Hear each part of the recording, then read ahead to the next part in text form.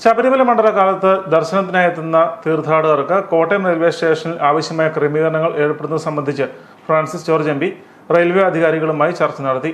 Kottayam railway സ്റ്റേഷനിലെത്തിയ എംപിയെ railway station manager സ്വീകരിച്ചു. തുടർന്ന് തീർത്ഥാടകർക്കായി ഒരുക്കിയ സൗകര്യങ്ങൾ നേരിട്ട് വിലയിരുത്തി. റെയിൽവേ കവാടത്തിലെ റോഡിന്റെ ടാറിങ്ങും പ്ലാറ്റ്ഫോമുകളിലെ അറ്റകുറ്റപ്പണികളും ഉടനെ പൂർത്തിയാക്കും. തീർത്ഥാടകരായി എത്തുന്ന ഭക്തജനങ്ങൾക്കുള്ള വിശ്രമ കേന്ദ്രം, പ്രീപെയ്ഡ് ടാക്സി കൗണ്ടർ, KSRTCയുടെ ബുക്കിംഗ് കൗണ്ടർ എന്നിവയും ആരംഭിക്കും. റെയിൽവേ സ്റ്റേഷനുകളുടെ പരിസരത്തെ വെളിച്ചക്കുറവ് പരിഹരിക്കാൻ പ്രത്യേക ലൈറ്റുകൾ സ്ഥാപിക്കും. പ്ലാറ്റ്ഫോമുകളിൽ റൂഫിംഗ് ഇല്ലാത്ത സ്ഥലങ്ങളിൽ അവ നിർമ്മിക്കുന്ന നടപടികൾ ത്വരിതപ്പെടുത്തും.